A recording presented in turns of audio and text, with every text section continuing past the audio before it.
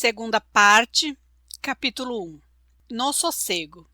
Não era feio o lugar, mas não era belo. Tinha, entretanto, o aspecto tranquilo e satisfeito de quem se julga bem com a sua sorte. A casa erguia-se sobre um socalco, uma espécie de degrau, formando a subida para a maior altura de uma pequena colina que lhe corria nos fundos. Em frente, por entre os bambus da cerca, olhava uma planície a morrer nas montanhas que se viam ao longe. Um regato de águas paradas e sujas cortava-a paralelamente à testada da casa. Mais adiante, o trem passava vincando a planície com a fita clara de sua linha capinada. Um carreiro, com casas, de um e de outro lado, saía da esquerda e ia ter a estação, atravessando o regato e serpeando pelo plaino. A habitação de Quaresma tinha, assim, um amplo horizonte, olhando para o levante, a Noruega, e era também risonha e graciosa nos seus caiados. Edificada com a desoladora indigência arquitetônica das nossas casas de campo, possuía, porém, vastas salas, amplos quartos, todos com janelas, e uma varanda com uma colunata heterodoxa. Além desta principal, o sítio do sossego, como se chamava, tinha outras construções. A velha casa da farinha, que ainda tinha o forno intacto e a roda desmontada, e uma estrebaria coberta de sapê.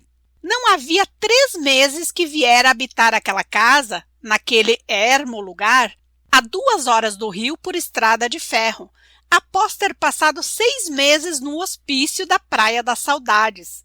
Saíra curado? Quem sabe lá? Parecia. Não delirava e os seus gestos e propósitos eram de homem comum, embora, sob tal aparência, se pudesse sempre crer que não se lhe despedira de todo. Já não se irá à loucura, mas o sonho que cevara durante tantos anos foram mais 6 meses de repouso e útil sequestração que mesmo de uso de uma terapêutica psiquiátrica. Quaresma viveu lá, no manicômio, resignadamente, conversando com os seus companheiros, onde via ricos que se diziam pobres, pobres que se queriam ricos, sábios a maldizer da sabedoria, ignorantes a se proclamarem sábios. Mas deles todos, daquele que mais se admirou foi de um velho e plácido negociante da Rua dos Pescadores, que se supunha Átila. Eu, dizia o pacato velho, sou Átila, sabe? Sou Átila. Tinha fracas notícias da personagem, sabia o nome e nada mais. Sou Átila, matei muita gente. E era só. Saiu o major mais triste ainda do que vivera toda a vida. De todas as coisas tristes de ver no mundo, a mais triste é a loucura, é a mais depressora e pungente. Aquela continuação da nossa vida tal e qual, com um desarranjo imperceptível, mas profundo e quase sempre insondável, que a inutiliza inteiramente, faz pensar em alguma coisa mais forte que nós, que nos guia, que nos impele e em cujas mãos somos simples joguetes. Em vários tempos e lugares, a loucura foi considerada sagrada, e deve haver razão nisso, no sentimento que se apodera de nós quando, ao vermos um louco desarrazoar, pensamos logo que já não é ele quem fala, é alguém que vê por ele, interpreta as coisas por ele, está atrás dele, invisível. Quaresma saiu envolvido, penetrado da tristeza do manicômio. Voltou à sua casa, mas a vista das suas coisas familiares não lhe tirou a forte impressão de que vinha impregnado. Embora nunca tivesse sido alegre, a sua fisionomia apresentava mais desgosto que antes, muito abatimento moral, e foi para levantar o ânimo que se recolheu àquela risonha casa de roça, onde se dedicava a modestas culturas. Não fora ele, porém, quem se lembrara, fora a afilhada que lhe trouxe a ideia aquele doce acabar para a sua vida. Vendo-o naquele estado de abatimento, triste e taciturno, sem coragem de sair, enclausurado em sua casa de São Cristóvão, Olga dirigiu-se um dia ao padrinho, meiga e filialmente. "Ô padrinho, por que não compra um sítio? Seria tão bom fazer as suas culturas, ter o seu pomar, a sua horta, não acha?" Tão taciturno que ele estivesse, não pôde deixar de modificar imediatamente a sua fisionomia à lembrança da moça. Era um velho desejo seu, esse de tirar da terra o alimento, a alegria e a fortuna. E foi lembrando dos seus antigos projetos que respondeu à afilhada. "É verdade, minha filha, que magnífica ideia tens tu. Há por aí tantas terras férteis sem emprego.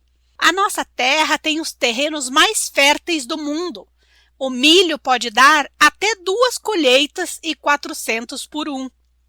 A moça esteve quase arrependida da sua lembrança. Pareceu-lhe que ia atear no espírito do padrinho manias já extintas. "Em toda parte, não acha, meu padrinho? Há terras férteis." "Mas como no Brasil?" apressou-se ele em dizer. "Há poucos países que as tenham.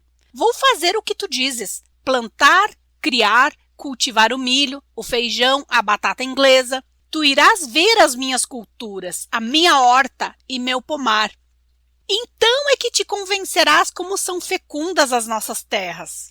A ideia caiu-lhe na cabeça e germinou logo. O terreno estava amanhado e só esperava uma boa semente. Não lhe voltou a alegria que jamais teve, mas a taciturnidade foi-se com o abatimento moral. E veio-lhe a atividade mental cerebrina, por assim dizer, de outros tempos. Indagou dos preços correntes das frutas, dos legumes, das batatas, dos aipins. Calculou que 50 laranjeiras, 30 abacateiros, 80 pessegueiros, outras árvores frutíferas, além dos abacaxis, que mina, das abóboras e outros produtos menos importantes, podiam dar o rendimento anual e mais de 4 contos, tirando as despesas. Seria ocioso trazer para aqui os detalhes dos seus cálculos, baseados em tudo que vem estabelecido nos boletins da Associação de Agricultura Nacional. Levou em linha de conta a produção média de cada pé de fruteira, de hectare cultivado e também os salários, as perdas inevitáveis. E, quanto aos preços, ele foi em pessoa ao mercado buscá-los. Planejou a sua vida agrícola com a exatidão e meticulosidade que punha em todos os seus projetos. Encarou-a por todas as faces, pesou as vantagens e ônus, e muito contente ficou em vê-la monetariamente atraente, não por ambição de fazer fortuna, mas por haver nisso mais uma demonstração das excelências do Brasil. E foi obedecendo a essa ordem de ideia que comprou aquele sítio, cujo nome, Sossego, cabia tão bem à nova vida que adotara, após a tempestade que o sacudira durante quase um ano.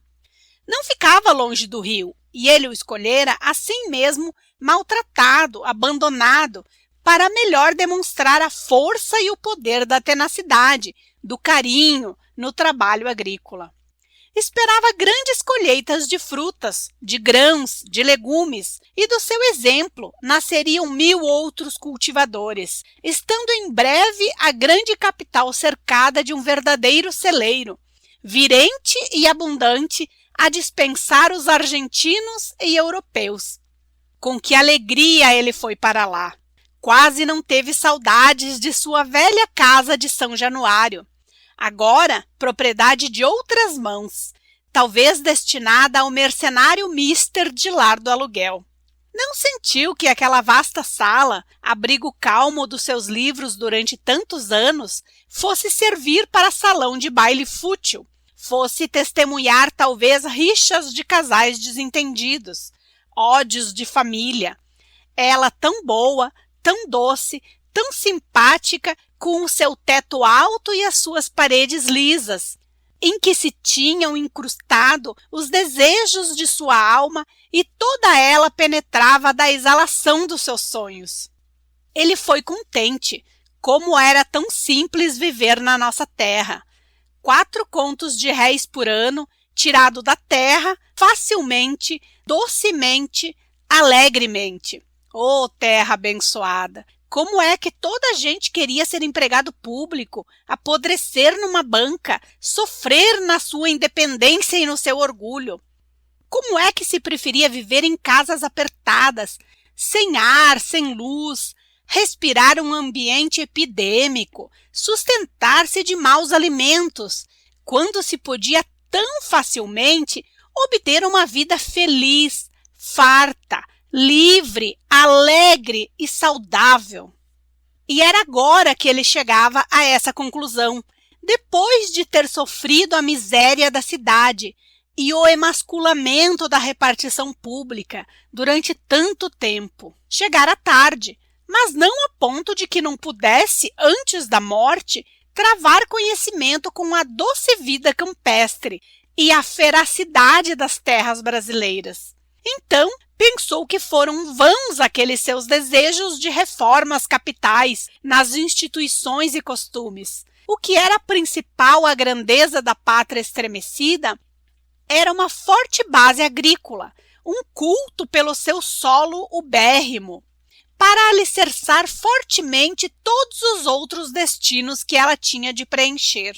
Demais, com terras tão férteis, climas variados, a permitir uma agricultura fácil e rendosa, este caminho estava naturalmente indicado.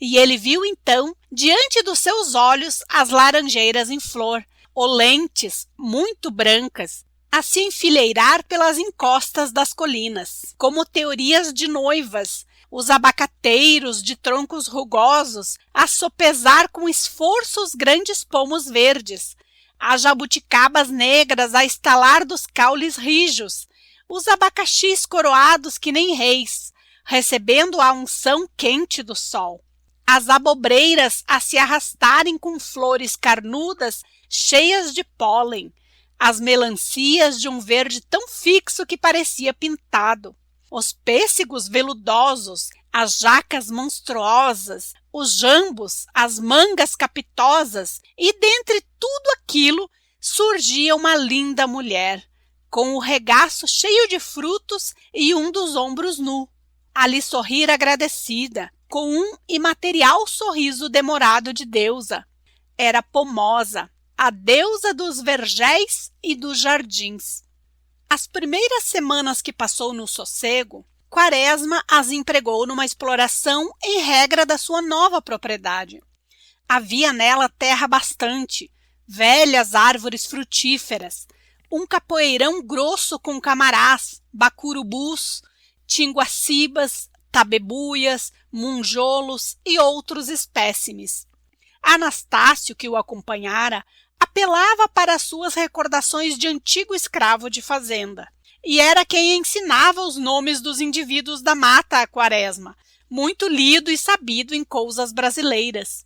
O major logo organizou um museu dos produtos naturais do sossego. As espécies florestais e campesinas foram etiquetadas com os seus nomes vulgares e, quando era possível, com os científicos. Os arbustos em herbário e as madeiras em pequenos tocos, seccionados longitudinal e transversalmente. Os azares de leitura tinham-no levado a estudar as ciências naturais, e o furor autodidata dera a Quaresma sólidas noções de botânica, zoologia, mineralogia e geologia. Não foram só os vegetais que mereceram as honras de um inventário, os animais também, mas como ele não tinha espaço suficiente e a conservação dos exemplares exigia mais cuidado, Quaresma limitou-se a fazer o seu museu no papel, por onde sabia que as terras eram povoadas de tatus, cutias, preás, cobras variadas, saracuras, sanãs, avinhados, coleiros, tiês, etc. A parte mineral era pobre, argilas, areia e aqui e ali uns blocos de granito esfoliando-se. Acabado esse inventário, passou 2 semanas a organizar a sua biblioteca agrícola e uma relação de instrumentos meteorológicos para auxiliar os trabalhos da lavoura. Encomendou livros nacionais, franceses, portugueses, comprou termômetros, barômetros, pluviômetros, higrômetros, anemômetros. Vieram estes e foram arrumados e colocados convenientemente. Anastácio assistia a todos esses preparativos com assombro. Para que tanta coisa? Tanto livro, tanto vidro? Estaria o seu antigo patrão dando para farmacêutico? A dúvida do preto velho não durou muito. Estando certa vez Quaresma a ler o pluviômetro, Anastácio, ao lado, olhava-o espantado, como quem assiste a um passe de feitiçaria. O patrão notou o espanto do criado e disse: "Sabes o que estou fazendo, Anastácio?" "Não, senhor. Estou vendo se choveu muito." "Para que isso, patrão? A gente sabe logo de olho quando chove muito ou pouco. Isso de plantar é capinar, pôr a semente na terra, deixar crescer e apanhar." Ele falava com a sua voz mole de africano, sem R's fortes, com lentidão e convicção. Quaresma, sem abandonar o instrumento, tomou em consideração o conselho de seu empregado. O capim e o mato cobriam as suas terras. As laranjeiras, os abacateiros, as mangueiras estavam sujos, cheios de galhos mortos e cobertos de uma medusina cabeleira de erva de passarinho. Mas como não fosse época própria à poda e ao corte dos galhos, Quaresma limitou-se a capinar por entre os pés das fruteiras. De manhã, logo ao amanhecer, ele mais o Anastácio lá iam, de enxada ao ombro, para o trabalho do campo. O sol era forte e rijo. O verão estava no auge, mas Quaresma era inflexível e corajoso. Lá ia. Era de vê-lo, coberto com um chapéu de palha de coco, atracado a um grande enxadão de cabo nodoso. Ele muito pequeno, míope, a dar golpes sobre golpes para arrancar um teimoso pé de guaximba. A sua enxada mais parecia uma draga, um escavador, que um pequeno instrumento agrícola. Anastácio, junto ao patrão, olhava-o com piedade e espanto. Por gosto andar naquele sol a capinar sem saber? A cada coisa neste mundo. E os 2 iam continuando. O velho preto, ligeiro, rápido, raspando o mato rasteiro, com a mão habituada, a cujo impulso a enxada resvalava sem obstáculo pelo solo, destruindo a erva má. Quaresma, furioso, a arrancar torrões de terra daqui e dali, demorando-se muito em cada arbusto. E às vezes, quando o golpe falhava e a lâmina do instrumento roçava a terra, a força era tanta que se erguia uma poeira infernal, fazendo supor que por aquelas paragens passara um pelotão de cavalaria. Anastácio, então, intervinha humildemente, mas em tom professoral. "Não é assim, seu major. Não se mete a enxada pela terra dentro. É de leve, assim." E ensinava ao cincinato inexperiente o jeito de servir-se do velho instrumento de trabalho. Quaresma agarrava-o, punha-se em posição e procurava com toda a boa vontade usá-lo da maneira ensinada. Era em vão. O flange batia na erva, a enxada saltava e ouvia-se um pássaro ao alto soltar uma piada irônica. "Bem te vi!" O major enfurecia-se, tentava outra vez, fatigava-se, suava, enchia-se de raiva e batia com toda a força. E houve várias vezes que a enxada, batendo em falso, escapando ao chão, fê-lo perder o equilíbrio, cair, a beijar a terra, mãe dos frutos e dos homens. O pince-nez saltava, partia-se de encontro a um seixo. O major ficava todo enfurecido e voltava com mais rigor e energia à tarefa que se impusera, mas tanto é em nossos músculos firme a memória ancestral desse sagrado trabalho de tirar o sustento de nossa vida, que não foi impossível a Quaresma acordar nos seus o jeito, a maneira de empregar a enxada vetusta. Ao fim de um mês, ele capinava razoavelmente, não seguido de sol a sol, mas com grandes repousos de hora em hora que a sua idade e falta de hábito requeriam. Às vezes, o fiel Anastácio seguia-o no descanso, e ambos, lado a lado, à sombra de uma fruteira mais copada, ficavam a ver o ar pesado daqueles dias de verão que enrodilhava as folhas das árvores e punha nas cousas um forte acento de resignação mórbida. Então, aí por depois do meio-dia, quando o calor parecia narcotizar tudo e mergulhar em silêncio a vida inteira, é que o velho major percebia bem a alma dos trópicos, feita de desencontros como aquele que se via agora, de um sol alto, claro, olímpico, a brilhar sobre um torpor de morte que ele mesmo provocava. Almoçavam mesmo no eito, comidas do dia anterior, aquecidas rapidamente sobre um improvisado fogão de calhaus, e o trabalho ia assim até a hora do jantar. Havia em Quaresma um entusiasmo sincero, entusiasmo de ideólogo que quer pôr em prática a sua ideia. Não se agastou com as primeiras ingratidões da terra, aquele seu mórbido amor pelas ervas daninhas e o incompreensível ódio pela enxada fecundante. Capinava e capinava, sempre, até vir jantar. Esta refeição ele fazia mais demorada. Conversava um pouco com a irmã, contava-lhe a tarefa do dia, consistindo sempre em avaliar a área já limpa. Sabes, Adelaide, amanhã estarão as laranjeiras limpas, não ficará nem mais uma touceira de mato. A irmã, mais velha que ele, não partilhava aquele seu entusiasmo pelas coisas da roça. Considerava-o silenciosa e, se viera viver com ele, não foi senão pelo hábito de acompanhá-lo. De certo, ela o estimava, mas não o compreendia. Não chegava a entender nem os seus gestos, nem a sua agitação interna. Por que não seguira ele o caminho dos outros?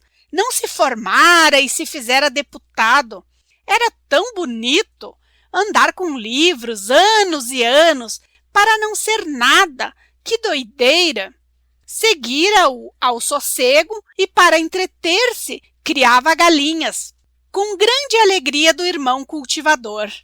Está direito, dizia ela, quando o irmão lhe contava as coisas do seu trabalho. Não vá ficares doente, neste sol todo dia. Qual doente, Adelaide? Não estás vendo como essa gente tem tanta saúde por aí? Se adoecem, é porque não trabalham. Acabado o jantar, Quaresma chegava à janela que dava para o galinheiro e atirava migalhas de pão às aves.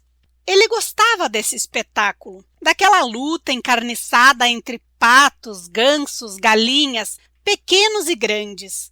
Dava-lhe uma imagem reduzida da vida e dos prêmios que ela comporta. Depois, fazia indagações sobre a vida do galinheiro. Já nasceram os patos, Adelaide? Ainda não, faltam 8 dias ainda. E logo a irmã acrescentava: tua afilhada deve casar-se sábado. Tu não vais? Não, não posso. Vou incomodar-me. Luxo. Mando um leitão e um peru. Ora, tu, que presente! Que é que tem? É da tradição.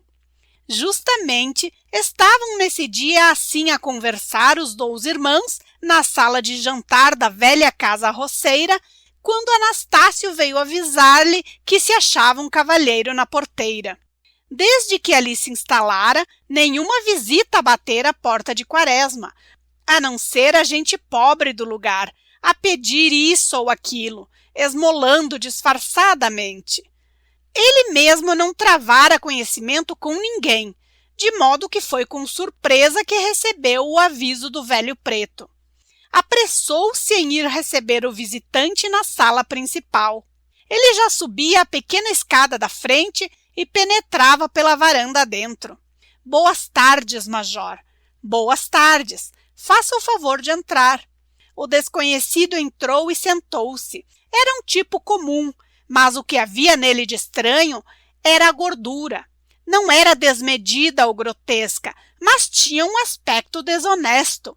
Parecia que a fizera de repente e comia a mais não poder, com medo de a perder de um dia para o outro.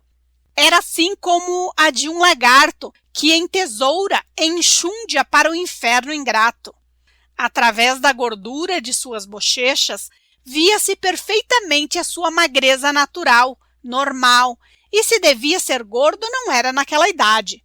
Com pouco mais de 30 anos, sem dar tempo que todo ele engordasse, porque, se as duas faces eram gordas, as suas mãos continuavam magras, com longos dedos fusiformes e ágeis. O visitante falou. Eu sou o tenente Antonino Dutra, escrivão da coletoria. Alguma formalidade? Indagou o medroso Quaresma. Nenhuma, Major. Já sabemos quem o senhor é. Não há novidade nem nenhuma exigência legal. O escrivão tossiu, tirou um cigarro, ofereceu outro a Quaresma e continuou. Sabendo que o Major vem estabelecer-se aqui, tomei a iniciativa de vir incomodá-lo. Não é coisa de importância. Creio que o Major... Oh, por Deus, tenente! Venho pedir-lhe um pequeno auxílio, um óbolo, para a festa da Conceição, a nossa padroeira, de cuja irmandade sou tesoureiro. Perfeitamente, é muito justo. Apesar de não ser religioso, estou... Uma coisa nada tem com a outra. É uma tradição do lugar que devemos manter. É justo? O senhor sabe, continuou o escrivão, a gente daqui é muito pobre e a irmandade também, de forma que somos obrigados a apelar para a boa vontade dos moradores mais remediados. Desde já, portanto, Major... Não, espere um pouco. Ô, Major, não se incomode, não é para já. Enxugou o suor, guardou o lenço, olhou um pouco lá fora e acrescentou. Que calor! Um verão como este nunca vi aqui. Tem se dado bem, Major? Muito bem. Pretende dedicar-se à agricultura? Pretendo, e foi mesmo por isso que vim para a roça. Isso hoje não presta, mas noutro tempo... Este sítio já foi uma lindeza, Major. Quanta fruta, quanta farinha. As terras estão cansadas e... Qual cansada, seu Antonino? Não há terras cansadas. A Europa é cultivada há milhares de anos. Entretanto, mas lá se trabalha. Por que não se há de trabalhar aqui também? Lá isso é verdade, mas há quantas contrariedades na nossa terra que... Qual, meu caro tenente? Não há nada que não se vença. O senhor verá com o tempo, Major. Na nossa terra não se vive senão de política. Fora disso, babau. Agora mesmo anda tudo brigado por causa da questão da eleição de deputados. Ao dizer isso, o escrivão lançou por baixo das suas pálpebras gordas um olhar pesquisador sobre a ingênua fisionomia de Quaresma. Que questão é? Indagou Quaresma. O tenente parecia que esperava a pergunta e logo fez com alegria. Então não sabe? Não. Eu lhe explico.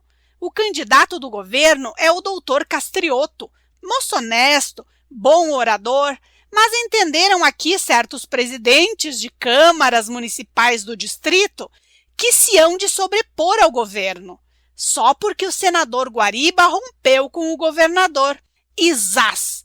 Apresentaram um tal Neves que não tem serviço algum ao partido e nenhuma influência. Que pensa o senhor? Eu? Nada. O serventuário do fisco ficou espantado. Havia no mundo um homem que, sabendo e morando no município de Curuzu, não se incomodasse com a briga do senador Guariba com o governador do estado. Não era possível. Pensou e sorriu levemente. Com certeza, disse ele consigo, este malandro quer ficar bem com os dois, para depois arranjar-se sem dificuldade. Estava tirando sardinha com mão de gato. Aquilo devia ser um ambicioso matreiro. Era preciso cortar as asas daquele estrangeiro que vinha não se sabe donde. O major é um filósofo, disse ele com malícia.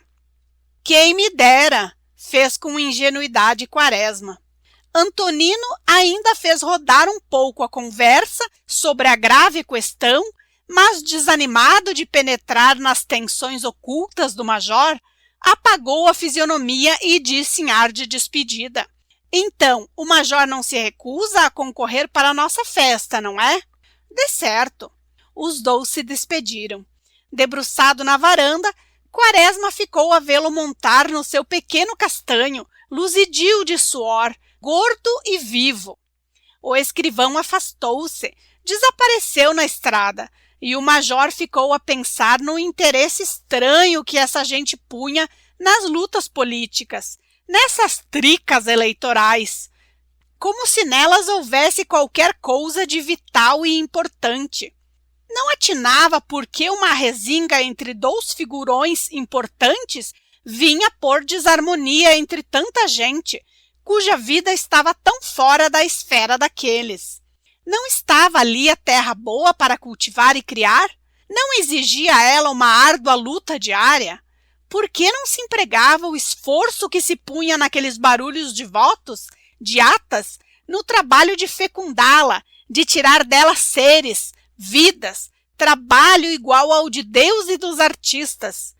Era tolo estar a pensar em governadores e guaribas, quando a vossa vida pede tudo à terra, e ela quer carinho, luta, trabalho e amor. O sufrágio universal pareceu-lhe um flagelo. O trem apitou, e ele demorou-se a vê-lo chegar. É uma emoção especial de quem mora longe, essa de ver chegar os meios de transporte que nos põe em comunicações com o resto do mundo. Há uma mescla de medo e de alegria. Ao mesmo tempo que se pensa em boas novas, pensam-se também más. A alternativa angustia. O trem ou o vapor, como que vem do indeterminado, do mistério, e traz, além de notícias gerais, boas ou más, também o gesto, um sorriso, a voz das pessoas que amamos e estão longe. Quaresma esperou o trem. Ele chegou arfando e se estirando como um réptil pela estação afora, à luz forte do sol poente. Não se demorou muito. Apitou de novo e saiu a levar notícias, amigos, riquezas, tristezas por outras estações além. O major pensou ainda um pouco como aquilo era bruto e feio, e como as invenções do nosso tempo se afastam tanto da linha imaginária da beleza que os nossos educadores de 2000 anos atrás nos legaram.